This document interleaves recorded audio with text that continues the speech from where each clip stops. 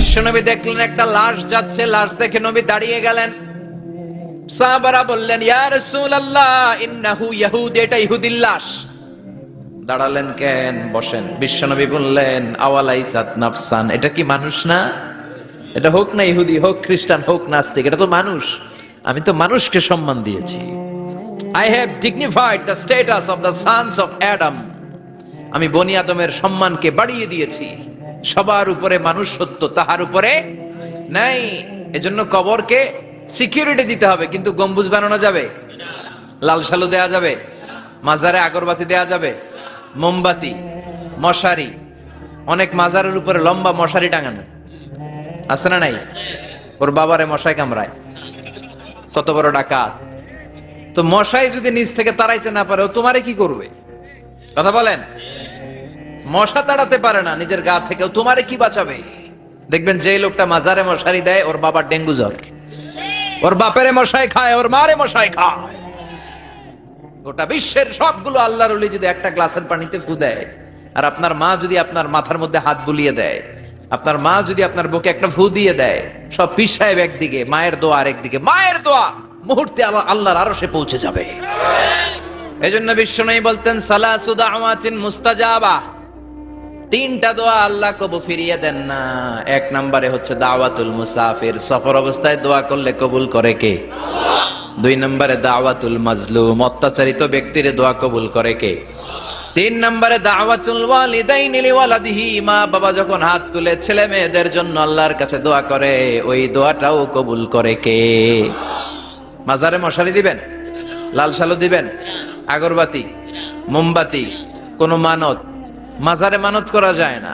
ইন্নী নাযারতু লিররহমানি সাওমা, মানত করতে হয় রহমানের নামে। মানত হবে একজনের নামে। চিল্লায় বলেন, তিনি কে? এজন্য মাজারে কিছু দেয়া যাবে না। এই ভণ্ডামি গোটা বাংলাদেশ ব্যাপী। আমরা বলে যাচ্ছি, যতটুকু শুধরানোর শুধরাবে। হেদায়েত দেওয়ার মালিক একজন। চিল্লায় বলেন, তিনি কে? অনেক পীর আছে এরকম ভণ্ড পীর, সারা বছরে নাকি একবারও গোসল করে না। 365 দিনে ওর গোসলের রুটিন একদিন, আর ওই একদিনের গোসলের পানি মুরিদরা সব খাইয়া শেষ করে ফেলায়। নাউজুবিল্লাহ কইবেন না? নামাজ কালাম পড়ে না, ইবলিস শয়তানের নানা, ধর্মের একখান খুঁটি ধইরা কয়দিন করবা হয়রানি। ভণ্ডামি ভণ্ডামি ভণ্ডামি, ছাইড়া দে ভণ্ডামি।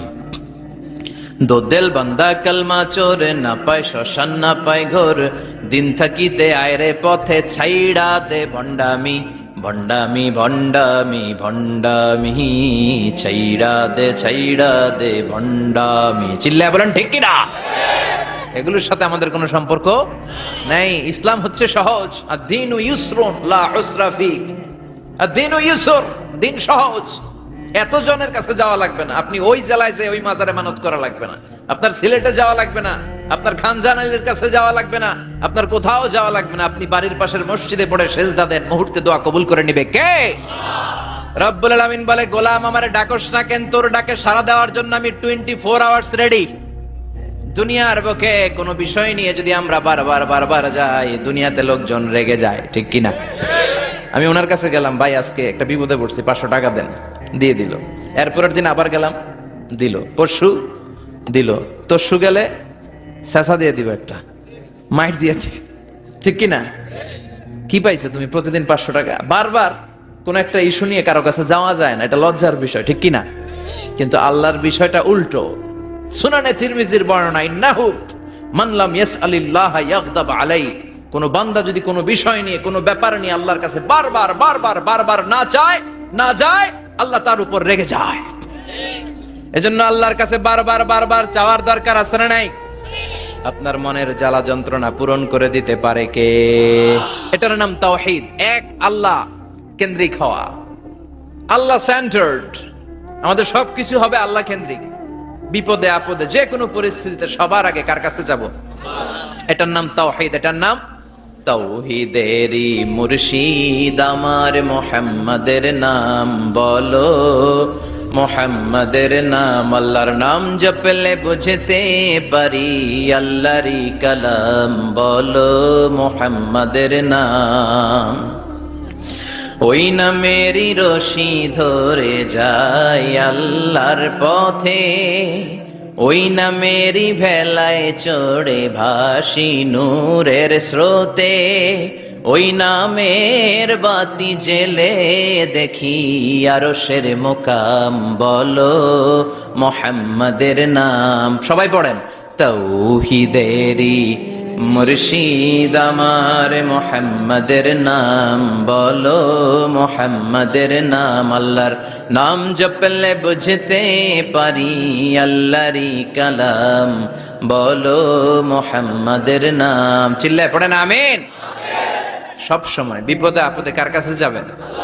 আপনার বিপদ দূর করতে পারে কে? আপনারে অসুস্থ থেকে সুস্থ বানায় দিতে পারে কে? মনের জ্বালা যন্ত্রণা মিটাতে পারে কে? আল্লাহ ছাড়া কেউ পারবে? কোন মুফাসসিরে কোরআন আপনারে বাঁচাতে পারবে? কোন আল্লাহর ওলি বাঁচাতে পারবে? এমনকি আল্লাহর কোন পয়গাম্বার কোন নবী আপনার কিচ্ছু করতে পারে? করতে পারে একজন, তিনি কে? আমরা যেন সব সময় সে আল্লাহর জিকির করি। আল্লাহ তুমি তৌফিক দাও। আরো জোরে পড়েন আমিন। বড়ইয়া কৃষ্ণপুর আল ইসলাহ যুব সমাজের উদ্যোগে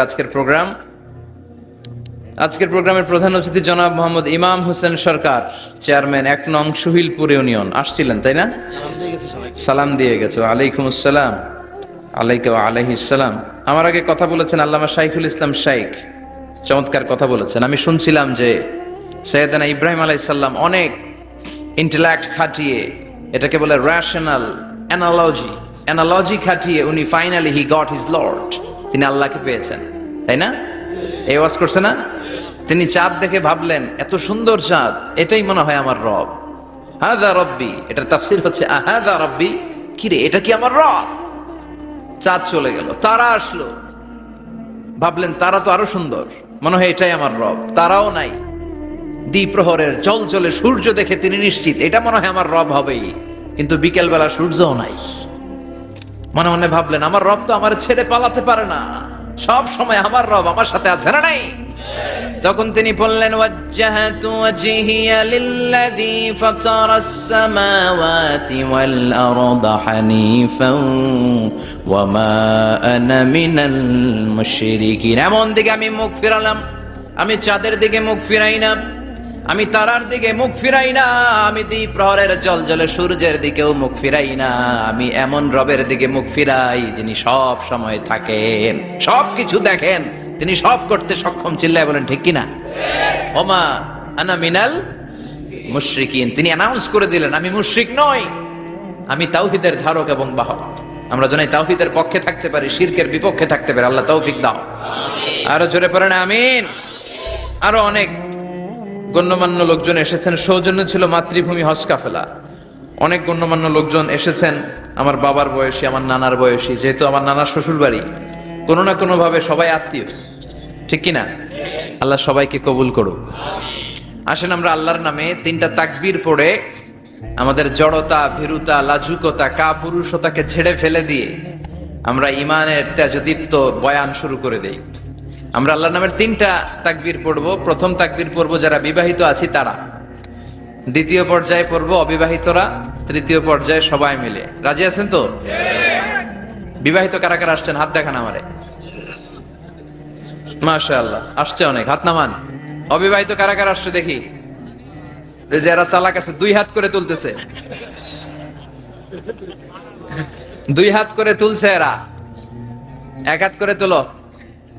মা এর সব অবিবাহিত, এই দুষ্টগুলা সব একসাথে থাকে। আল্লাহ এদেরকে ইসলামের জন্য তুমি কবুল করো। আমিও যুবকদের ভালোবাসি বেশি, যুবকরাও আমারে ভালোবাসে বেশি। আল্লাহ এই ভালোবাসাগুলো যেন কোরআনের জন্য হয়, ইসলামের জন্য হয়। আল্লাহ এই যুবকদেরকে সাইয়েদনা হামজার মতো কবুল করো, ওমরে ফারুকের মতো ইসলামের সৈনিক হিসেবে কবুল করে নাও। হাত নামান। তো আমি লিল্লাহি তাকবীর বললে বিবাহিতরা প্রথমে পড়বেন আল্লাহু আকবার, দ্বিতীয় পর্যায়ে আমি লিল্লাহি তাকবীর পড়লে অবিবাহিতরা পড়বেন আল্লাহু আকবার। দেখি আমার নানার শ্বশুরবাড়ির এলাকার লোকদের কাদের গলায় জোর বেশি, বিবাহিতদের না অবিবাহিতদের? বড়ইয়া কৃষ্ণপুরে বিবাহিতদেরকে আঞ্চলিক ভাষায় আপনারা কি বলেন? বিয়াইতা। একই, অনেক জায়গায় বলে বিয়াতা। তারপর নোয়াখালীতে না কোন জায়গায় শুনলাম বিতি, বিতি আর আবিতি। এখানে বিয়াইতা আর আবিয়াইতা। তো শুরুতে বিবাহিতরা তাকবীর পড়বেন। শুরুতে বিবাহিতরা রেডি হয়ে যান। আপনারা রেডি? আপনারা প্রথমে তাকবীর পড়েন, লিল্লাহি তাকবীর। মাশাআল্লাহ। এবার অবিবাহিতদের পালা।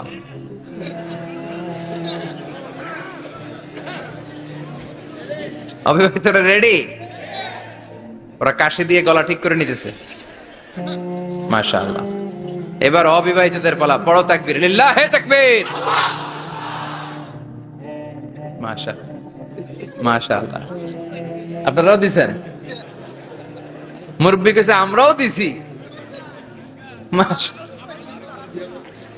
ঠিক আছে, এবার সবাই মিলে তিনটা তাকবীর পড়ে, লিল্লাহি তাকবীর, লিল্লাহি তাকবীর, লিল্লাহি তাকবীর। আল্লাহ আমাদের স্লোগানগুলো কবুল করো। তোমার এই নামের তাকবীর যেন আমরা সব সময় দিতে পারি। এই তাকবীর কিন্তু আল্লাহর কাছে খুব পছন্দনীয়। আমি একটু আগে বলছিলাম না যে আহাব্বুল কালামি ইলাল্লাহি আরবা, আল্লাহর কাছে সবচেয়ে প্রিয় বাক্য চারটা, এর মধ্যে একটা হচ্ছে আল্লাহু আকবার। চারটার একটা কি? সব সময় এই তাকবীরের সাথে থাকবেন তো? যারা এই তাকবীর পড়ে তাদের সাথে থাকবেন সবাই। আল্লাহ তৌফিক দাও। আমি আমার খুতবার শুরুতে সূরাতুত তাকাসুরের প্রথম 2 আয়াত তেলাওয়াত করেছি।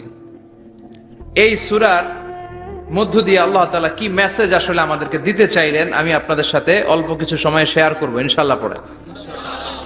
এই সূরার মূল মেসেজ হচ্ছে আমরা এই পৃথিবীতে থাকতে আসি নাই, চলে যাব আমরা। কেউ আমরা থাকতে পারবো? We have to go back to you Lord. We have to go back to our Lord. আমাদেরকে আমাদের রবের কাছে ফিরে যেতে হবে। নাকি আজীবন থাকবেন? কথা বলেন। চলে যেতে হবে। কখন যে কে চলে যায় তার কোনো ঠিক নাই। হ্যাঁ, কেউ জানি না, কিন্তু এতটুকু জানি যে চলে যাব। গত কয়েকদিন আগে এদেশের আপকামিং একজন ইয়াং স্কলার হুট করে চলে গেলেন। নাম শুনছেন? কি নাম? হ্যাঁ, শাহাদাত ফয়সাল। আমাদের বয়সী বা আমাদের চেয়ে ছোট, আপকামিং মধ্যম পন্থার একজন আলেম ছিল, চলে গেল। অনেক আশা ভরসা ছিল অনেকের তার উপর যে সে he is an upcoming scholar, সে মধ্যমপন্থী। ডক্টর আব্দুল্লাহ জাহাঙ্গীর স্যারের নাম শুনেছেন? ভাল লাগে না কথাগুলো শুনলে? হৃদয়টা ঠান্ডা হয়ে যায়। কারো পক্ষপাতিত্বে যায় না, যেটা হক, যেটা সমাজের জন্য কল্যাণকর সেটার কথা বলে। এই মাঝামাঝি থাকতে পারাটা সবচেয়ে কঠিন, ঠিক কি না? আল্লাহ বলেছেন ওয়াকাযালিকা জাআলনাকুম উম্মাতান ওয়াসাতান লিতাকুনু শুহাদা আলান নাস। তোমাদেরকে হতে হবে উম্মাতান ওয়াসাতান, মধ্যমপন্থী উম্মাত, মাঝামাঝি থাকতে হবে। কিন্তু আমরা এদেশে মার্জিনালাইজ করে ফেলি। বুঝতে পেরেছেন?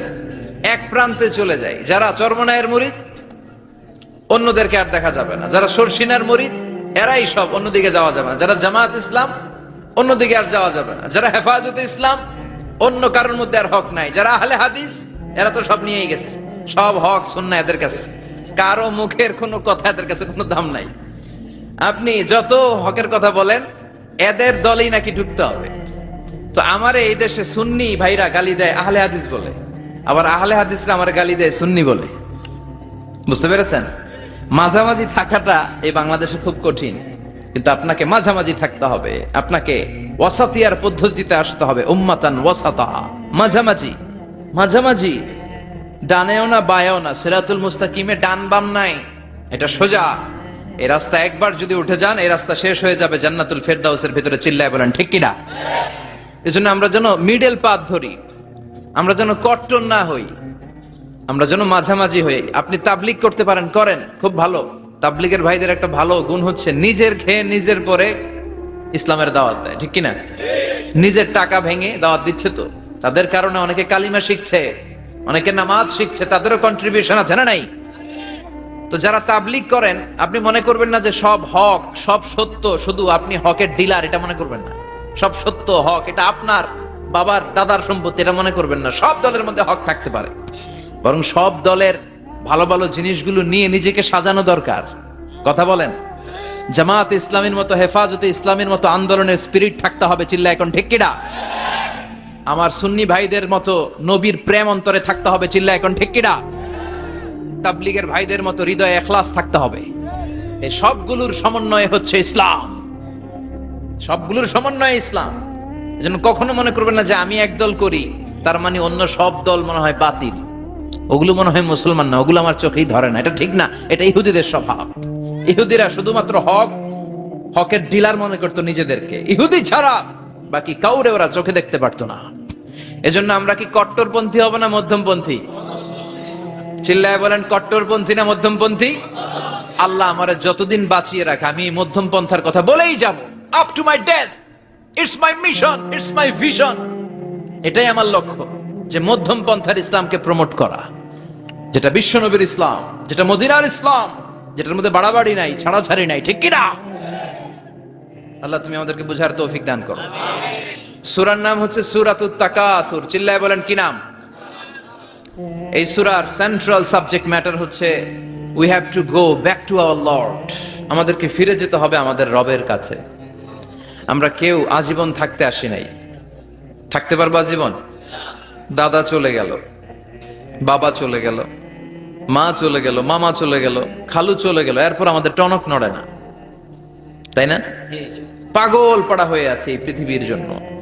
মরতে যে হবে এটা ভাববার সময়টুকু আমাদের নেই। আমরা ব্যস্ত আমাদের ক্যারিয়ার নিয়ে, আমাদের লাইফ নিয়ে, আমাদের সমাজ নিয়ে, আমাদের ফ্যামিলি নিয়ে, আমাদের সন্তান আর সম্পদ নিয়ে আমরা super busy. We are leading a very super busy life. We don't have even a single time to think about death. মৃত্যু নিয়ে ভাবার একটা মুহূর্ত আমাদের নাই। কিন্তু পৃথিবীর সবচাইতে সুনিশ্চিত বিষয় হচ্ছে মৃত্যু, ঠিক কিনা? The most certain thing in our life is death. আমাদের জীবনের সবচাইতে সুনিশ্চিত বিষয় হচ্ছে মরণ। মরবই আমরা। And the most uncertain thing in our life is the time of death. আর আমাদের জীবনের সবচেয়ে অনিশ্চিত বিষয় হচ্ছে মৃত্যুর সময়। আমরা জানি না। মরবো যে এটা জানি, জানেন না? কিন্তু কখন মরবো এটা জানি? এই সূরাটা আপনারে এই জিনিসটা জানান দিতে এসেছে যে দুনিয়ার সম্পদ, লোভ, লালসা এগুলো নিয়ে পড়ে থেকো না। এই যে আমাদের ফ্যামিলি, আমাদের বাচ্চা কাচ্চা, আমাদের এত টাকা পয়সার হিসেব, মাস শেষে বাড়ি ভাড়া, গ্যাসের বিল, এইটা সেটা, আপনি কি মনে করছেন যে আপনি চলে গেলে এগুলো থেমে থাকবে? কিছুই থেমে থাকবে না, সব চলবে আগের মতো, থাকবেন না আপনি। এজন্য শাহাদাত ফয়সাল ওনার ফেসবুকে সর্বশেষে লিখে গিয়েছিল, আমি হীন দুনিয়া, মানে এমন দুনিয়া যেটাতে আমি নাই।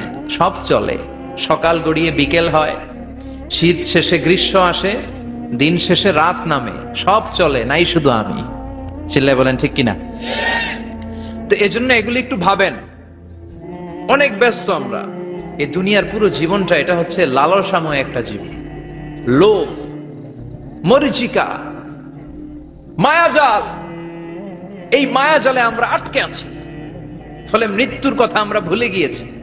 পাগলের মতো ছুটছি, আরো টাকা লাগবে, আরো খ্যাতি লাগবে, আরো যশ লাগবে, আরো দাপট লাগবে আমার। এত টাকা দিয়ে কি হবে? এত সম্পদ দিয়ে কি হবে? এত ব্যস্ততা দিয়ে কি হবে তোমার? স্টপ, থামুন, অনেক হয়েছে, আর না। থামুন, take a rest, take a breath and think about death. Think that you have to go back to your Lord. একটু বসেন না, একটু ভাবেন যে আমাকে চলে যেতে হবে, চলে যেতে হবে। এই কোলাহল, এই ব্যস্ততা এগুলো থাকবে, থাকবো না আমি। সাইয়েদনা ওমর ফারুক বলেছেন, মুতু ক্বাবলা আন তামুতু, মরার আগে একবার মরো। হাসিবু ক্বাবলা আন তুহাসাবু আলাইকুম, তোমার হিসাব নেওয়ার আগে তুমি একবার নিজের হিসাবটা করো না। কাগজ বের করে একটু লিখো না কি কি ভালো কাজ করছিলা, যেগুলো দিয়ে নাজাতের ওয়াসিলা হতে পারে, 1 2 3, আর কি কি আকাম কুকাম করছো দেখো না, লিখে দেখো তোমার অবস্থাটা কি। মরার আগে একবার মরো। মরার আগে খাটের মধ্যে শুয়ে শটান করে চোখ বন্ধ করে একবার মরার ভান করে দেখেন কেমন লাগে। চোখটা বন্ধ করেন আর ভাবেন আপনি নাই, কি কি হতে পারে ভাবেন। আপনার ছেলে মেয়েরা কান্না জুড়ে দিবে, আপনার প্রাণের স্ত্রী বিলাপ শুরু করে দিবে, বন্ধু বান্ধবের চিৎকার আর মাতম, স্থানীয় এলাকার মসজিদে ঘোষণা, অমুক এলাকার নিবাসী অমুক ভাই অমুকের ছেলে অমুক দুনিয়ায় নাই। সব আত্মীয়রা চলে আসবে, ফেসবুকে স্ট্যাটাস দেয়া হবে, সবাই সবাইকে জানাবে বিকাল 4টায় অমুক হাই স্কুল ময়দানে আপনার জানাজা। ছুটে আসবে, সবাই ছুটে আসবে আপনাকে শেষ বিদায় দিতে, গুড বাই জানানোর জন্য, আল ওয়াদা, বিদায় জানাতে আসবে সবাই। 4 তাকবীর দিয়ে আপনার জানাজা হবে, অশ্রুসিক্ত জানাজায় আপনার বিদায় হবে। কাঠের খাটিয়ার মধ্যে করে কাঁধে তুলে আপনারে কবরে নেওয়া হবে, আগে থেকে খুঁড়ে রাখা কবরটার মধ্যে আপনারে বিছিয়ে দেয়া হবে। বাঁশের কচি দিয়ে তার উপরে মাটির চাপা দিয়ে সব চলে যাবে। ভাবেন না একবার চোখ বন্ধ করে, this is the circle of life, this is the nature of life. এটা সবার হবে, আমার হবে, আপনার হবে। এত মায়া, এত ভালোবাসা কই যাবে? কেউ থাকবে না, সবাই আপনার অন্ধকার কবরে রেখে দিয়ে চলে আসবে। উপরে বাঁশের কঞ্চি, তার উপরে মাটির চাপা, অন্ধকার আর অন্ধকার। এই অন্ধকার যেন শেষ হতে চায় না, শুধুই অন্ধকার, ঠিক কিনা? এজন্য আমাদের চলে যেতে হবে। দাদা গেল, চাচা গেল, মামা গেল, আমাদেরকেও যেতে হবে, জোরে কোন ঠিক কিনা? একদিন মাটির ভেতরে হবে ঘরে মন আমার, কেন বান্ধ দালান ঘর, প্রাণ পাখি উড়ে যাবে পিঞ্জর ছেড়ে।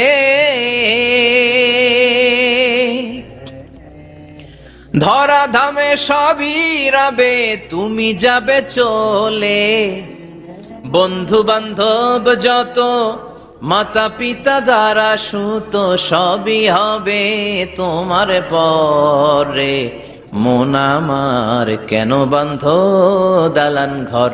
একদিন মাটির ভেতরে হবে ঘরে মন আমার, কেন বান্ধ দালান ঘর, ঠিক কিনা? সব পরে থাকবে, চলে যেতে হবে আমাদেরকে। এজন্য আখিরাতের কথা যেন আমাদের স্মরণ হয়। বিশ্বনবী বলতেন, নাহাইতুকুমান জিয়ারাতিল কবুর, আমি তোমাদেরকে কবর জিয়ারত করতে আগে নিষেধ করতাম, কিন্তু এখন নিষেধাজ্ঞা প্রত্যাহার করে নিলাম। এখন সব সময় তোমরা কবরের সামনে যাবা আর জিয়ারত করবা। কবরস্থানে জানতো বড়ুয়া কৃষ্ণপুরের এই গ্রামের কবরস্থান আছে? কোন দিকে? পূর্ব দিকে আছে, গোখরার জলের ওদিকে। যান আপনারা, একটু যাবেন, একটু গেলে আখিরাতের কথাটা স্মরণ হবে। ওখানে ছোট শিশুরা শুয়ে আছে, কিশোর যুবকরা আছে, আপনার মতো তাগড়া যুবক, মুরব্বীরা আছে। এরা এই এলাকায় থাকতো, এরা আকাশ থেকে নেমে আসে না, এই এলাকার সন্তান আজ নাই। একটা সার্টেন পিরিয়ড শেষে আপনিও থাকবেন না। This is the nature of life, this is the circle of life. ছোট্ট শিশু হয়ে এসেছিলেন, শৈশব, কৈশোর, যৌবন, প্রৌঢ়ত্ব। আগে ছিলেন সিঙ্গেল, বিয়ে করে হয়ে গেলেন ডবল। এরপরে আল্লাহ আপনাকে একটা মেয়ে দিল, এরপরে মেয়েকে বিয়ে দিয়ে শ্বশুর হলেন, এরপরে ওই মেয়ের ঘরে সন্তান হতে নানা হলেন। আর কতদিন? অনেক দিন হলো তো, অনেক লম্বা সময় পেয়েছেন আপনি। Think about that. এবার যাওয়ার কথা ভাবেন, আখিরাতের সামানের কথা ভাবেন, ফিরে যেতে হবে। কি শক্তিশালী যুবক, বার্ধক্য চলে আসলে লাঠি ছাড়া চলতে পারে না। কুচকুচে কালো দাড়ি সাদা হয়ে যায়, দাড়ির শুভ্রতা, বয়সের ভার, রং ধরা যৌবন জং ধরে শেষ, ঠিক কিনা? This is the circle of life. যুবক ভাইয়েরা, এটাই জীবন, চলে যেতে হবে, কেউ থাকতে পারবে না, ঠিক কিনা? এটা রিমাইন্ডার আল্লাহ এই সূরার ভেতরে দিয়েছেন যে তোমাদেরকে ফিরে যেতে হবে। এই লোভ লালসা ছেড়ে দাও। রব্বুল আলামিন বলেন, আলহাকুমুত তাকাসুর হাত্তা যুরতুমুল মাকাবির। ও গোলাম, দুনিয়ার সম্পদ, লোভ লালসা তোদেরকে পাগল বানিয়ে দিয়েছে। এই লোভ পাগলামি কোনোদিন তোদের থামবে না যতদিন না তোরা কবরে ঢুকবি, ঠিক কিনা? কার কথা? আল্লাহ বললেন, দুনিয়ার সম্পদ আর লোভ আর মোহে তোমরা গাফেল হয়ে গিয়েছো। আখিরাতের কথা বেমালুম তোমরা ভুলে গিয়েছো। কিন্তু আখিরাতে তোমাদের যেতেই হবে, কবরের বাড়িতে তোমাদের ঢুকতেই হবে, ঠিক কিনা? যেতেই হবে। আমরা ভুলে যাই। আলহাকুমুত তাকাসুর, অতিরিক্ত পাওয়ার লোভ, বেশি বেশি খাওয়ার লোভ, বেশি বেশি জমানোর লোভ মানুষকে গাফেল বানিয়ে দিয়েছে। এটা মানুষের স্বভাব। আরো চাই, আরো চাই, এই স্বভাবটা আছে না নাই? দেখবেন ছোট বাচ্চারা মসজিদের দোয়া অনুষ্ঠান শেষে জিলাপি দেয় না? বড়ুয়া কৃষ্ণপুর কি দেয়? আগে বাতাসা দিত না, এখন কি দেয়? জিলাপি দেয়, মিষ্টি দেয়। তো মসজিদের 2-3 গেট থেকে যদি দেয়, ছোট বাচ্চারা দেখবেন এদিক দিয়ে কয়েকটা নেয়, নিয়ে আবার ওই গেটে লাইন ধরে। ওর হাত হলো ছোট হাত, ওর হাত ভর্তি জিলাপি, আর নেওয়ার জায়গা নেই, এরপর আরেক জায়গায় লাইন ধরছে। আরো লাগবে, আরো লাগবে, এই আরো আরো আরো চাই। এই স্বভাবটাই মানুষকে কুড়ে কুড়ে শেষ করে দিয়েছে। এত লাগবে কেন তোমার? চাহিদার কোনো শেষ নাই। Unlimited demand of human being. যার আছে বেশি তার চাই বেশি। যার সাইকেল আছে তার হুন্ডা চাই, হুন্ডা আছে তো প্রাইভেট কার চাই, প্রাইভেট কার আছে তো প্লেন চাই, প্লেন আছে তো হেলিকপ্টার চাই, হেলিকপ্টার আছে তো ওইটা চাই, ওইটা আছে তো সেটা চাই, ঠিক কিনা? এলাকার মেম্বার যে হয়েছে চেয়ারম্যান হতে চায়, আছে না নাই? চেয়ারম্যান সাহেব এমপি হতে চায়, আছে না নাই? এমপি সাহেব মন্ত্রী হতে চায়, আছে না নাই? মন্ত্রী সাহেব প্রধানমন্ত্রী হতে চায়, আছে না নাই? কিন্তু এই দেশে সুযোগ নাই। কথা কন, এই দেশে প্রধানমন্ত্রী সিলেক্টেড। 2-3 জনের বাইরে কেউ প্রধানমন্ত্রী হইতে পারবি না, ঠিক কি না? আমার এই জীবনে তো আমি 2-3 জনেরই দেখলাম। বেগম খালেদা জিয়া, মাননীয় প্রধানমন্ত্রী শেখ হাসিনার ছোট্টবেলা দেখেছি এরশাদকে, আমরা তখন ছোট। তো মানুষের চাহিদার কোনো শেষ নাই, যার আছে বেশি তার চাই বেশি। এজন্য বিষ্ণু বলেছেন, উনজুরু ইলা মান হুয়া আসফালা মিন, তোমার চেয়ে যে খারাপ আছে ওর দিকে তাকাও। ওয়ালা তানজুর মান হুয়া আ'লা মিন, তোমার চেয়ে যে ভালো আছে ওর দিকে তাকায়ও না, তোমার চেয়ে যে খারাপ অবস্থানে আছে ওর দিকে তাকাও। অনেকে নিজের অবস্থান নিয়ে সুখী না, এরকম আছে না নাই? আল্লাহ আমার এটা দিল না রে, ওইটা দিল না রে, পাইলাম না রে, কিচ্ছু হয় না, কি করব জীবনে, হতাশ। আসলে আছে কিন্তু অনেক, কিন্তু শুকরিয়া নাই, ডাকাত, ঠিক কি না? নিজের অবস্থান নিয়ে সুখী না, কিন্তু অনেক লোক আছে তারা আপনার অবস্থানে পৌঁছতে চায়। তাদের দিকে তাকিয়ে দেখেন, আপনি যে অবস্থানে আছেন এই অবস্থানে পৌঁছাটা অনেকের কাছে স্বপ্ন। তারা প্রতিনিয়ত সংগ্রাম আর স্ট্রাগল করে যাচ্ছে আপনার অবস্থানে পৌঁছতে, আর আপনি এটা নিয়ে সন্তুষ্ট না। শেখ সাদির নাম শুনেছেন? বালাগাল উলা কাশাফাত দুজা, এই কবিতাটার রচয়িতা ইরানের বিখ্যাত এক কবি। উনি একবার আর্থিক সমস্যার মধ্যে দিয়ে সময় কাটাচ্ছেন, টাকা নাই, পয়সা নাই, পায়ে দেওয়ার মতো জুতা নাই। উনি খুব দুঃখ পেলেন, হায় রে, আমি ইরানের এত বড় কবি, আমার পায়ে দেওয়ার মতো জুতা নাই।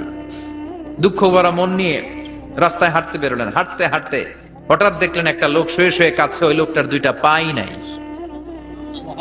পাই নাই। উনি সেজদায় পড়ে গেলেন, আল্লাহর কাছে ক্ষমা চাইলেন, আল্লাহ অনেক দিয়েছো, শুকর আলহামদুলিল্লাহ। এজন্য যেই পরিস্থিতিতেই থাকি না কেন আমরা কি পড়বো? জোরে বলেন, কি পড়বো? এজন্য আল কানাতু মিনাল ইসলাম, অল্পে তুষ্ট থাকার নাম হলো ইসলাম। সম্পদ লাগবে কিন্তু সম্পদের পাহাড় লাগবে না, ঠিক কি না? অল্প খান, অল্প পড়েন, অল্প জামান, অল্পের ভেতরে বরকত ঢুকায়া দিছে কে? দেখবেন যাদের সম্পদ অল্প তারা সুখী বেশি। জরিপে এটা দেখা গিয়েছে, অনেক সার্ভেতে এটা এসেছে, যারা সম্পদশালী এরা দুঃখী বেশি, এদের দুঃখ বেশি, টেনশন বেশি। খুব স্বাভাবিক, টাকা যার বেশি রোগ তার বেশি, টাকা যার বেশি টেনশন তার বেশি, টাকা যার বেশি ঘরে শান্তি তার কম, আছে না নাই? ঘরের ভেতরে অশান্তি, ছেলে কথা শোনে না, ছেলে টানে গাঞ্জা, মেয়ে করে পরকিয়া, আছে না নাই? স্ত্রী কথা শুনে না, ভালোবাসা নাই, ঘরটা জাহান্নামের টুকরা। রোগ বালাই, এক একটা হসপিটাল বিল পরিশোধ করতে মাসে 5 লাখ 10 লাখ, আছে না নাই? কিছু খেতে পারে না, ডাক্তার একেবারে ডায়েট মেনু বেঁধে দিয়েছে, ডায়েট, ভেরি ডায়েট মেনু, এটা এটা এটা এটা কিছুই খাবেন না, শুধু গরু খাবেন না, খাসি খাবেন না, চিংড়ি খাবেন না, খালি ঘাস খাবেন, ইচ্ছে মতো ঘাস খাবেন, মানে ঘাস জাতীয় যত আইটেম আছে সব খাবেন, শাক খাবেন, সবজি খাবেন, সালাদ খাবেন, গরু, চিংড়ি, মুরগি, গোশত, ইলিশ কিছু খেতে পারে না। তাহলে রোগ বেশি, খাওয়ার মজা নাই, ঘরে সাংসারিক শান্তি নাই, খালি ব্যারাম আর ব্যারাম, ঠিক কিনা? কিন্তু সম্পদের পাহাড় গড়েছে। আর অল্প যারা খায়, অল্প পড়ে, রিক্সাওয়ালা, কুলিওয়ালা, অল্প বেতনের চাকরি, কিন্তু হক হালালি মেনে চলে, দেখবেন শান্তি আছে অনেক। হ্যাঁ, বাসা ভাড়া দেয়, ফ্যামিলি চালায়, বাচ্চাদের স্কুল বিল, এরপরও মাস শেষে 1-2 হাজার টাকা হাতে থেকে যায়। আর ওর প্রতি মাসে 10 কোটি টাকা ইনকাম, তারপরও ব্যাংকের ঋণ আছে না নাই? সুখ কারে বলে? কিভাবে আপনি সুখকে ডিফাইন করবেন? সুখ তো টাকায় কিনা যায় না, শান্তি টাকা দিয়ে হয় না, শান্তি দেওয়ার মালিক কে? শান্তি আছে অল্প খেয়ে শুকর করার মধ্যে, শান্তি আছে আলহামদুলিল্লাহর মধ্যে, চিল্লায় বলেন ঠিক কিনা? এজন্য অল্প খাবো, অল্প পড়বো, অল্প জামাবো, অল্পের ভেতরে বরকত দিয়েছে কে?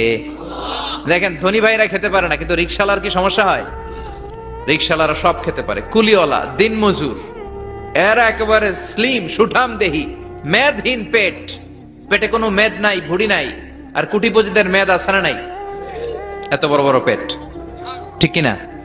আমাদেরও পেট আছে, তবে হালাল পেট, এটা হারাম টাকা দিয়ে এই ভুড়ি বানাই নাই আমরা, চিল্লায় বলেন ঠিক কিনা? রিকশাওয়ালা, কুলিওয়ালা নিজেও নামাজ পড়ে, বউও নামাজ পড়ে, বাচ্চাটাও নামাজ পড়ে, রিকশা চালায় আর জিকির করে লা ইলাহা।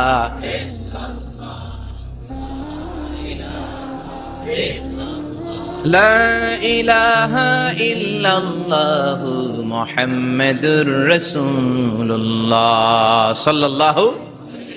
সুখ আর শান্তি, তাদের ঘরে সুখ।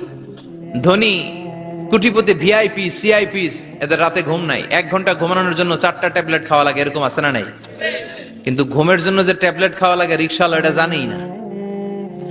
ওর যেখানে রাইত ওইখানেই, ওর মাথা বিছনায় লাগতে দেরি, ওর ঘুম আসতে দেরি হয়। ওর ঘুমে নাকের ডাকের আওয়াজে ট্রাকের ইঞ্জিনও ফেল। সুবহানাল্লাহ পড়েন। এজন্য অনেক বেশি সম্পদের পাহাড় করা লাগবে, এই চিন্তা যেন আমাদের মাথায় না আসে। চিল্লায় বলেন ঠিক কিনা? এজন্য রব্বুল আলামিন বলেন, আলহাকুমুত তাকাসুরু হাত্তা যুরতুমুল মাকাবির। বেশি বেশি সম্পদ উপার্জনের আকাঙ্ক্ষা তোমাদেরকে আখিরাত থেকে গাফেল বানিয়েছে। এই গাফলতি কশিন কালেও তোমাদের কমবে না যতক্ষণ না তোমরা কবরে ঢুকবা। হাত্তা যুরতুমুল মাকাবির, মাকবারাতুনের প্লুরাল মাকাবির, যতক্ষণ না কবরে না ঢুকবা, কবরস্থান তোমার আবাসস্থল না হবে, ততক্ষণ পর্যন্ত এই চাই চাই মানসিকতা কমবে। মানুষের স্বভাব হলো আরো চাই, আরো চাই, আরো চাই করে ফকিরেরা কারা? আল্লাহ গালি দিয়ে বললেন, তোরা সব ফকিরনি। তোরা কি? ইয়া আইয়ুহান নাসু আনতুমুল ফুকারাউ ইলাল্লাহ ওয়াল্লাহু হুয়াল গানিয়ুল হামিদ। সুবহানাল্লাহ পড়েন। আল্লাহ ডেকে বললেন, গোলাম আনতুমুল ফুকারা ইলাল্লাহ, তোমরা সবাই ফকির, ধনী হলো একজন, তিনি কে? আল্লাহ শুধু ধনী, আর মানুষের স্বভাব হচ্ছে আরো চাই, আরো চাই। ওর 2 তলা বিল্ডিং, আমার 3 তলা লাগবে। ওর 2টা গাড়ি আছে, আমার 3টা লাগবে। আছে না নাই? বিশ্বনবী বললেন, কিয়ামতের আগ দিয়ে মানুষের মধ্যে আকাঙ্ক্ষায় প্রতিযোগিতা বেড়ে যাবে, প্রতিযোগিতামূলক টেন্ডেন্সি। কার চেয়ে কে বড় হতে পারে, কার চেয়ে কে বেশি টাকার পাহাড় বানাতে পারে। আছে না নাই? বিশ্বনবী বললেন, ওয়া আনতারাল হুফাতাল উরাতাল আলাতা রিয়া আশ-শাইয়াতা তাওয়ালুনা ফিল বুনিয়ান।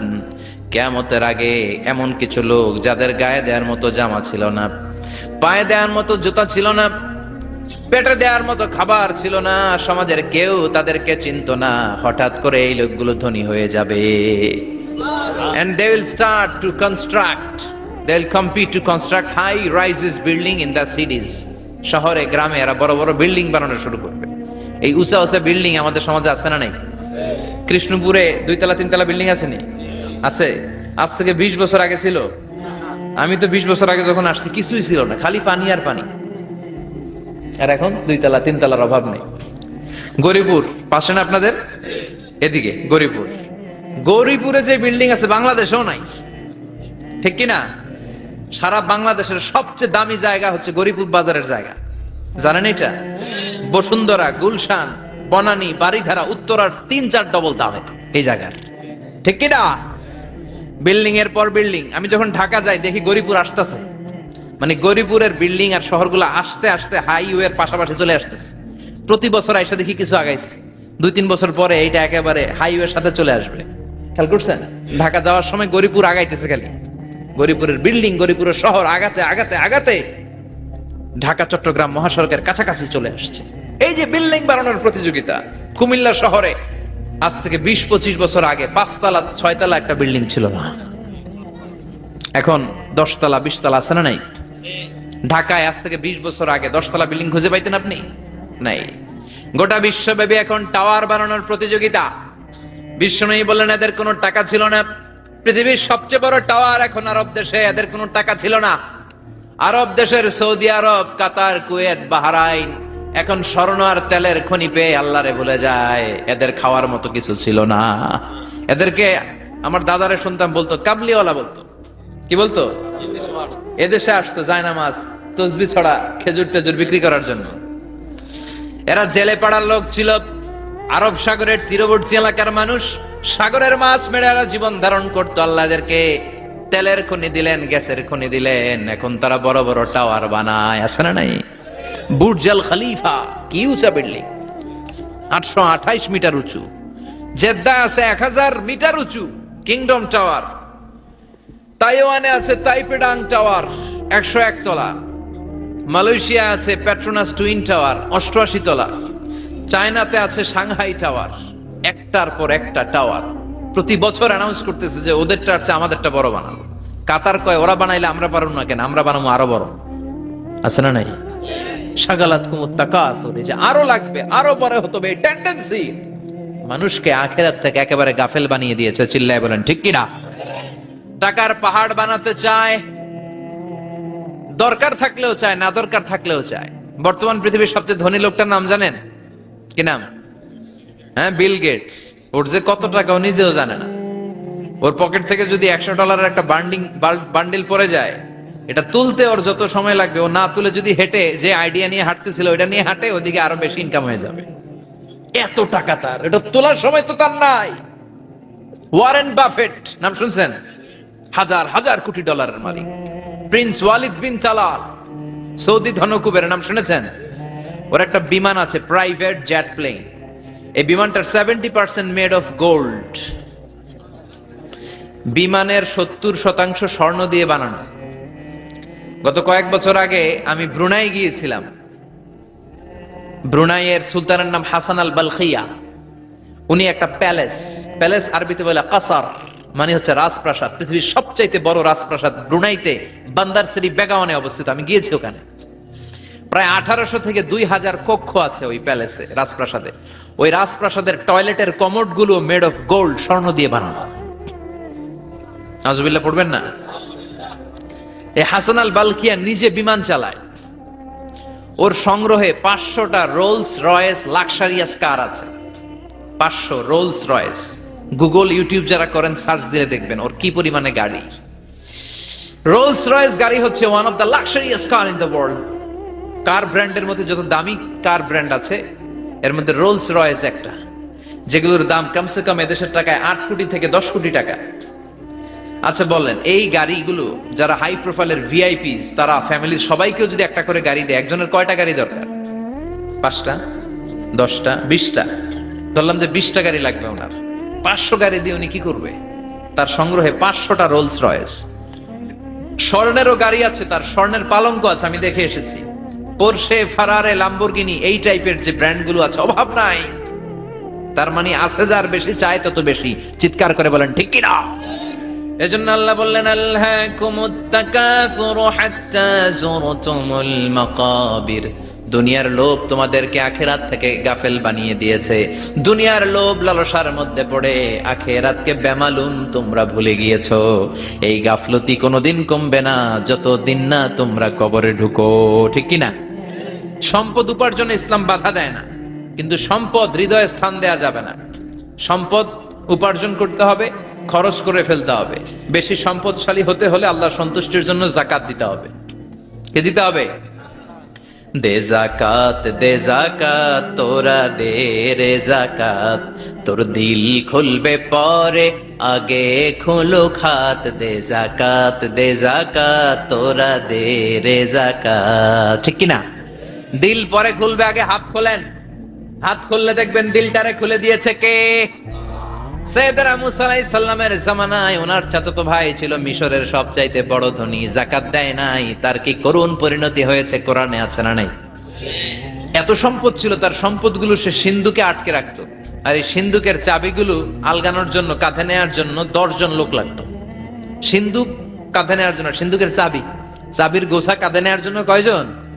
তাহলে কি পরিমাণ সম্পদ ছিল? সাইয়েদনা মুসা বললেন, সম্পদের মালিক তুই হস নাই, আল্লাহ বানাইছে। কারণ বলে, ইন্নামা উতিতুহু আলা ইলমিন ইনদি, আল্লাহ আমারে সম্পদ দেয় নাই, আমি আমার মেধা খাটিয়ে সম্পদ বানিয়েছি। যাকাত আমি দিব না। মুসা বললেন, তাহলে আযাবে পড়বি। কারণ কয় পারলে আযাব আনো। আল্লাহ বললেন, ফাখাসাফনা বিহি ওয়া বিদারহিল আরদ। ও মুসা, নিরাপদ দূরত্বে চলে যাও, এখনই ভয়ঙ্কর ভূমিকম্প হবে, আযাব দেব। কারণ সহ কারণের সব সম্পদ আমি জমিনের ভেতরে ঢুকায়া দেব। আমি নিজে কারণের বাড়ি দেখে এসেছি। মিশরের রাজধানী কায়রো থেকে প্রায় 150 কিলো দূর একটা জেলা আছে, ফায়ুম জেলা। ওইখানে কারুনকে আল্লাহ তার সব সম্পত্তি সহ মাটিতে দাবিয়ে দিয়েছেন। দাবাতে দাবাতে হাঁটু পর্যন্ত যখন কারুন জমিনে দেবে যায়, ভাবছে উঠে যাবে। কোমর পর্যন্ত যখন মাটির মধ্যে দেবে যায়, ভাবছে উঠতে পারবে। গলা পর্যন্ত যখন দেবে যায়, হাত তুইলা কয় আমি ঈমান আনলাম।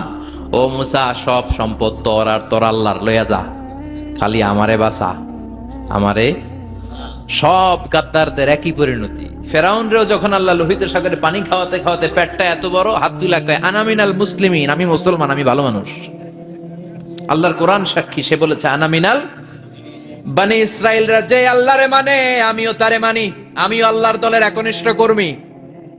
আর পানি খাইতে পারি না, আল্লাহ বাঁচাও। আল্লাহ কয় আরো খা। শেষ, ফেরাউন শেষ, নমরুদ শেষ, কারুন শেষ। পুরো সম্পদ সহ আল্লাহ কারুনকে জামিনের ভেতরে দাবিয়ে দিলেন। এজন্য সম্পদ যাদের বেশি জাকাত দেওয়ার দরকার আছে না নাই? দারিদ্রতা বিমোচনের জন্য জাকাত দিবেন। জাকাতের শাড়ি লুঙ্গি এইভাবে না, অনেকে কিন্তু দেয় জাকাতের শাড়ি, জাকাতের লুঙ্গি, জাকাতের গামছা, এরকম ডাকাইত আছে না নাই? বাংলাদেশে এমনও হয়েছে জাকাতের শাড়ি দিবে বলে সে পত্রিকায় নিউজ করেছে, আর ওই শাড়ি আনার জন্য শাড়ি দিবে 5,000, মানুষ এসেছে 5 লক্ষ।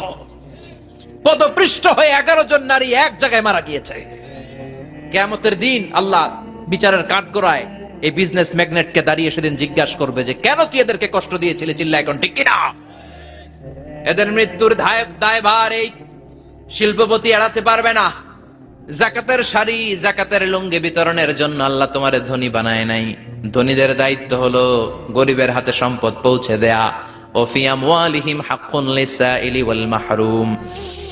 গরিব আমার কাছ থেকে সম্পদ আর জাকাত নিয়ে সে আমার প্রতি করুণা করেছে। আমি জাকাত দেই বলে আমি কোনো দয়া দেখাই নাই। কথা বুঝতে পেরেছেন? আইডিয়াটা ক্লিয়ার করে নেন। জাকাত দেয়া আমার জন্য কি? কথা বলেন, ফরজ। আর যে জাকাত নেয় তার জন্য জাকাত খাওয়া কি ফরজ? আমি গরিব মানুষ, আমি জাকাত খাবো না, না খাইয়া থাকুম, রোজা রাখুন। কথা কন। আমার যে জাকাত নেওয়া লাগবে এমন কোনো কথা নাই, কিন্তু আমি যে ধনী আমার দিতেই হবে, এটা ফরজ। তার মানে আমি দিয়ে আমি দয়া করি নাই, ও নিয়ে আমারে বাঁচাইয়া দয়া করে গেছে। চিৎকার করে বলো ঠিক কিনা? ইসলাম বলে রাস্তার এক পাশে 5 তলা আর এক পাশে গাছতলা, এটার নাম ইসলাম না। খেটে খাওয়া মানুষ, সুবিধা বঞ্চিত মানুষদের দ্বারে যে তুমি জাকাতের টাকা পৌঁছে দাও। জাকাতকে ফরজ করা হয়েছে দারিদ্রতা বিমোচনের জন্য। আপনি শাড়ি লুঙ্গি দিলে কি হবে? ওরে শাড়ি দিচ্ছেন দুপুরে, রাত্রেবেলা ও আরেক জায়গায় লাইন ধরে আছে, বিরিয়ানির প্যাকেট দিতেছে ওইখানে। কথা কোন? সারাটা বছর ও জাকাতের টাকা নেবে, ওর কিচ্ছু হবে না। বরং এমন কিছু তাকে করে দিতে হবে যেটা দিয়ে সে ফ্যামিলি লিড করতে পারে। একটা সিএনজি কিনে দেন, ওই ফ্যামিলিতে কোনো যুবক থাকলে সিএনজি চালায়া, অটো চালায়া ফ্যামিলিটারে চালাবে। একটা টঙের দোকান করে দেন, চায়ের দোকান, চা বিক্রি করে ফ্যামিলিটারে চালাবে। অস্ট্রেলিয়ান একটা গাই কিনে দেন, গরুর দুধ বিক্রি করে তার ফ্যামিলি চলবে। কিংবা মাছের একটা খামার করে দেন, মুরগির খামার করে দেন, ঠিক কিনা? ওমরে ফারুক বলতেন এমন ভাবে জাকাত দাও যাতে করে যাকে জাকাত দিয়েছে জীবনে কোনোদিন সেজন্য আর কারো কাছে যে হাত পেতে জাকাতের জন্য দাঁড়িয়ে না থাকে। এই বিধানটা কার? এজন্য আল্লাহ বললেন আলহাকুমুত তাকাসুরু হাত্তা যুরতুমুল মাকাবির। দুনিয়ার লোভ লালসা তোমাদের কমবে না যতদিন না তোমরা কবরে ঢুকো। কার কথা? চিল্লায় বলেন কার? বিশ্বনবী দেখলেন একটা লাশ যাচ্ছে, লাশ দেখে নবী দাঁড়িয়ে গেলেন। সাহাবারা বললেন ইয়া রাসূলুল্লাহ ইন্নাহু ইয়াহুদ, এটা ইহুদির লাশ। দাঁড়ালেন কেন? বসেন। বিশ্বনবী বললেন আওয়ালাইসাত নাফসান, এটা কি মানুষ না? এটা হোক না ইহুদি, হোক খ্রিস্টান, হোক নাস্তিক, এটা তো মানুষ। আমি তো মানুষকে সম্মান দিয়েছি। I have dignified the status of the sons of Adam. আমি বনি আদমের সম্মানকে বাড়িয়ে দিয়েছি। সবার উপরে মানুষ সত্য, তাহার উপরে নাই। এজন্য কবরকে সিকিউরিটি দিতে হবে, কিন্তু গম্বুজ বানানো যাবে, লাল সালু দেয়া যাবে, মাজারে আগরবাতি দেয়া যাবে, মোমবাতি, মশারি। অনেক মাজারের উপরে লম্বা মশারি টাঙানো আছে না নাই? ওর বাবারে মশাই কামড়ায়, কত বড় ডাকাত। তো মশাই যদি নিচ থেকে তাড়াইতে না পারে, ও তোমারে কি করবে? কথা বলেন। মশা তাড়াতে পারে না নিজের গা থেকে, তোমারে কি বাঁচাবে? দেখবেন যে লোকটা মাজারে মশারি দেয়, ওর বাবার ডেঙ্গু জ্বর, ওর বাপেরে মশাই খায়, ওর মারে মশাই খায়। গোটা বিশ্বের সবগুলো আল্লাহর ওলি যদি একটা গ্লাসের পানিতে ফু দেয়, আর আপনার মা যদি আপনার মাথার মধ্যে হাত বুলিয়ে দেয়, আপনার মা যদি আপনার বুকে একটা ফু দিয়ে দেয়, সব পীর সাহেব একদিকে, মায়ের দোয়া আরেকদিকে। মায়ের দোয়া মুহূর্তে আল্লাহর আরশে পৌঁছে যাবে। এজন্য বিশ্বনবী বলতেন সালাসু দাওয়াতিন মুস্তাজাবা, 3টা দোয়া আল্লাহ কবুল ফিরিয়ে দেন না।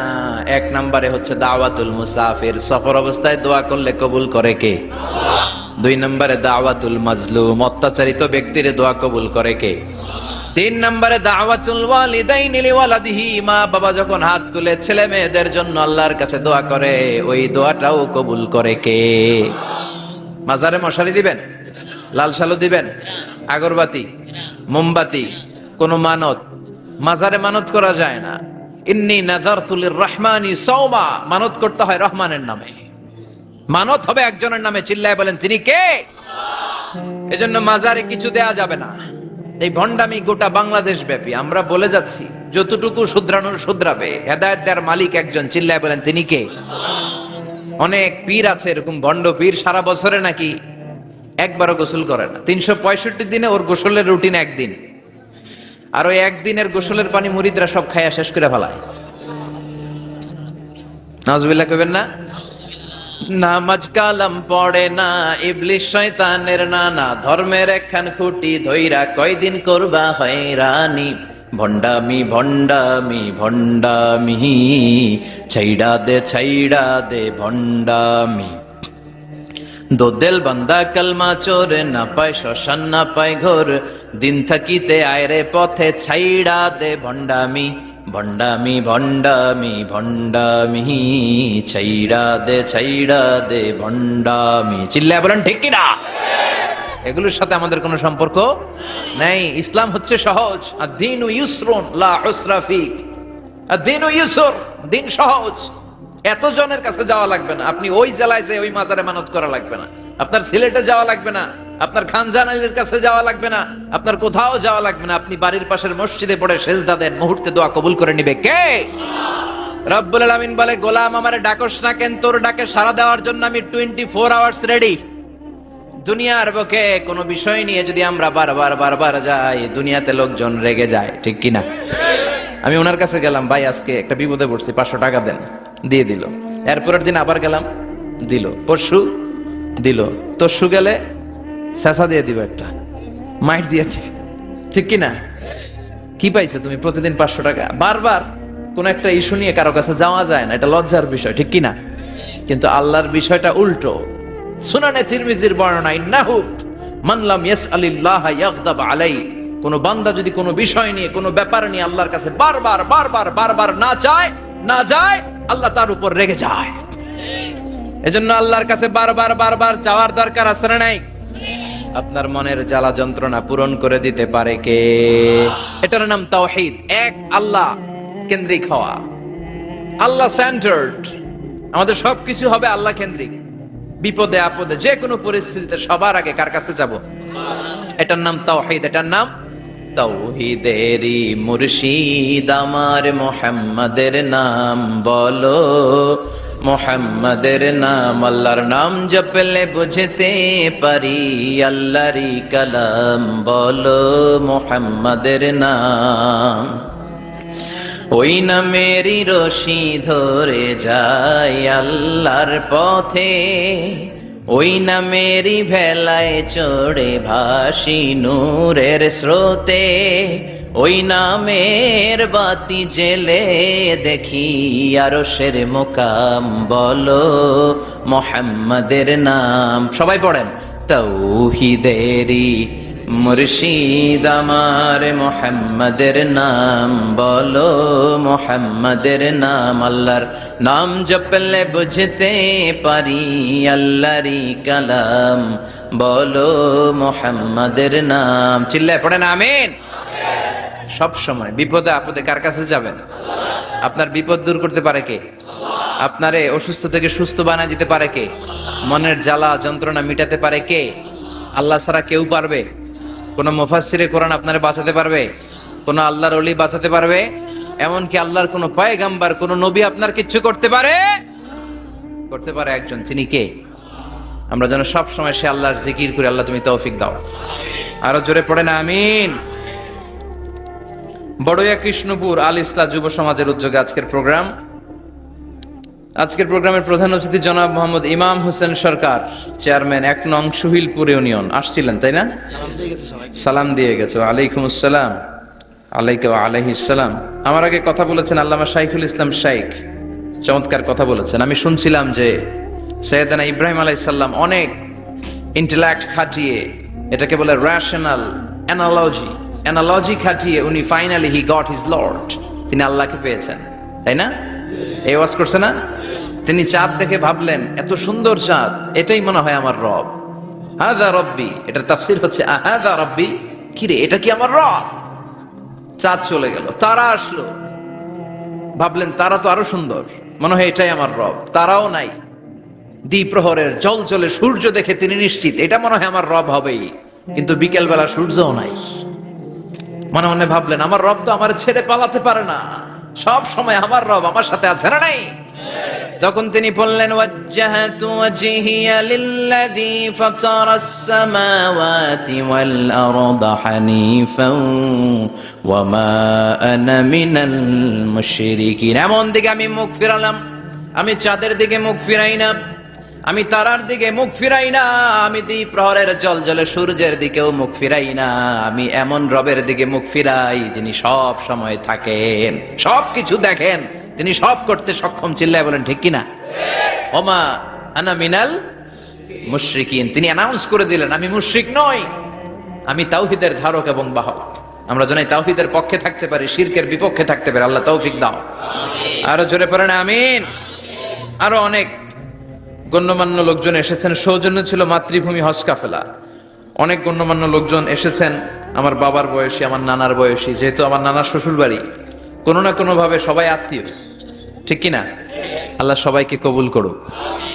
আসেন আমরা আল্লাহর নামে তিনটা তাকবীর পড়ে আমাদের জড়তা, ভীরুতা, লাজুকতা, কাপুরুষতাকে ঝেড়ে ফেলে দিয়ে আমরা ইমানের তেজদীপ্ত বয়ান শুরু করে দেই।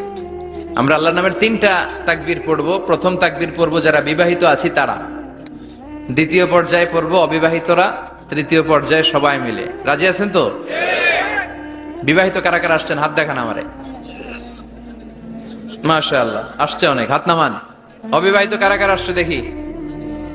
যারা চালাক আছে দুই হাত করে তুলতেছে, দুই হাত করে তুলছে এরা, এক হাত করে তুলো।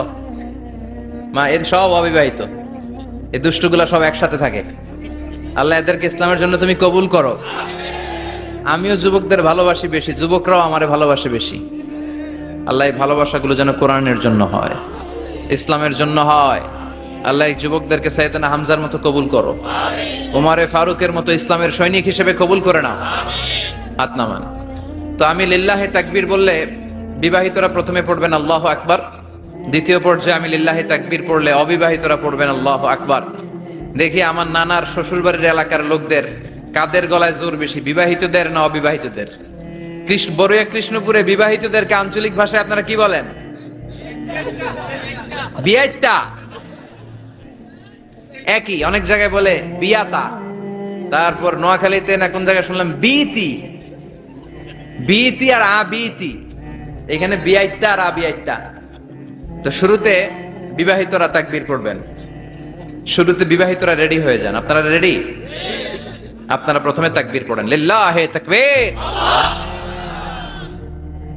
মাশাআল্লাহ। এবার অবিবাহিতদের পালা।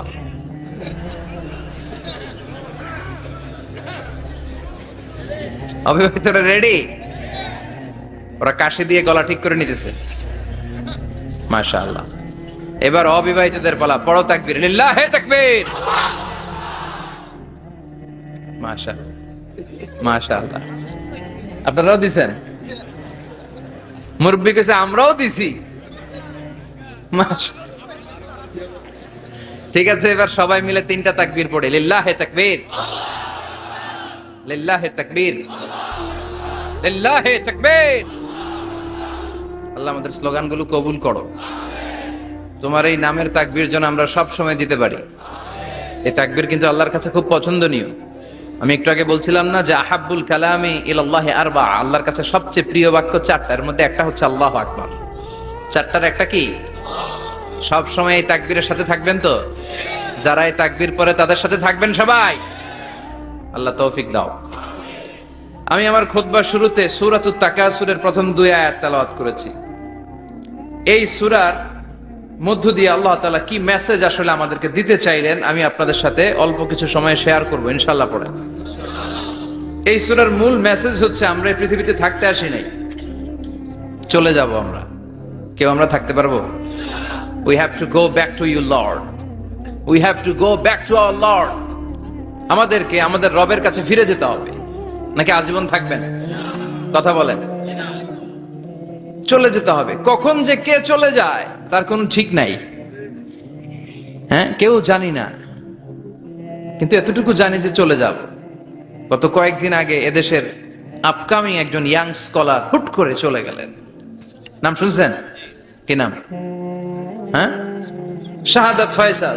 আমাদের বয়সী বা আমাদের চেয়ে ছোট, আপকামিং মধ্যম পন্থার একজন আলেম ছিল, চলে গেল।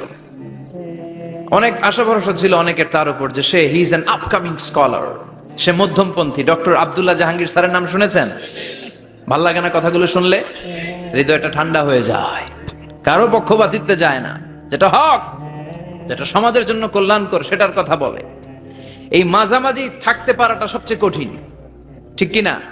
আল্লাহ বলেছেন ওয়াকাযালিকা জাআলনাকুম উম্মাতান ওয়াসাতান লিতাকুনু শুহাদা আলান নাস। তোমাদেরকে হতে হবে উম্মাতান ওয়াসাতান, মধ্যমপন্থী উম্মাত, মাঝামাঝি থাকতে হবে। কিন্তু আমরা এদেশে মার্জিনালাইজ করে ফেলি, বুঝতে পেরেছেন? এক প্রান্তে চলে যাই। যারা চরমনায়ের মুরিদ অন্যদেরকে আর দেখা যাবে না, যারা শর্ষিনার মুরিদ এরাই সব, অন্যদিকে যাওয়া যাবে না। যারা জামাত ইসলাম অন্যদিকে আর যাওয়া যাবে না। যারা হেফাজতে ইসলাম অন্য কারোর মধ্যে আর হক নাই। যারা আহলে হাদিস এরা তো সব নিয়েই গেছে, সব হক সুন্নাহ এদের কাছে, কারো মুখের কোনো কথা এদের কাছে কোনো দাম নাই। আপনি যত হকের কথা বলেন এদের দলেই নাকি ঢুকতে হবে। তো আমারে এই দেশে সুন্নি ভাইরা গালি দেয় আহলে হাদিস বলে, আবার আহলে হাদিসরা আমারে গালি দেয় সুন্নি বলে। বুঝতে পেরেছেন? মাঝামাঝি থাকাটা এই বাংলাদেশে খুব কঠিন, কিন্তু আপনাকে মাঝামাঝি থাকতে হবে। আপনাকে ওয়াসাতিয়ার পদ্ধতিতে আসতে হবে, উম্মাতান ওয়াসাতা, মাঝামাঝি। মাঝামাঝি, ডানেও না বায়েও না, সিরাতুল মুস্তাকিমে ডান বাম নাই, এটা সোজা। এই রাস্তা একবার যদি উঠে যান এই রাস্তা শেষ হয়ে যাবে জান্নাতুল ফেরদাউসের ভিতরে। চিল্লায় বলেন ঠিক কিনা? এজন্য আমরা যেন মিডল পাথ ধরি, আমরা যেন কট্টর না হই, আমরা যেন মাঝামাঝি হই। আপনি তাবলিগ করতে পারেন, করেন, খুব ভালো। তাবলিগের ভাইদের একটা ভালো গুণ হচ্ছে নিজের খেয়ে নিজের পরে ইসলামের দাওয়াত দেয়, ঠিক কিনা? নিজের টাকা ভেঙে দাওয়াত দিচ্ছে, তো তাদের কারণে অনেকে কালিমা শিখছে, অনেকে নামাজ শিখছে, তাদেরও কন্ট্রিবিউশন আছে না নাই? তো যারা তাবলিগ করেন আপনি মনে করবেন না যে সব হক সব সত্য, শুধু আপনি হকের ডিলার এটা মনে করবেন না। সব সত্য হক এটা আপনার বাবার দাদার সম্পত্তি এটা মনে করবেন না। সব দলের মধ্যে হক থাকতে পারে, বরং সব দলের ভালো ভালো জিনিসগুলো নিয়ে নিজেকে সাজানো দরকার। কথা বলেন। জামাত ইসলামের মতো, হেফাজতে ইসলামের মতো আন্দোলনের স্পিরিট থাকতে হবে। চিল্লা এখন ঠিক কিনা? আমার সুন্নি ভাইদের মতো নবীর প্রেম অন্তরে থাকতে হবে। চিল্লা এখন ঠিক কিনা? তাবলিগের ভাইদের মতো হৃদয়ে ইখলাস থাকতে হবে। এই সবগুলোর সমন্বয় হচ্ছে ইসলাম।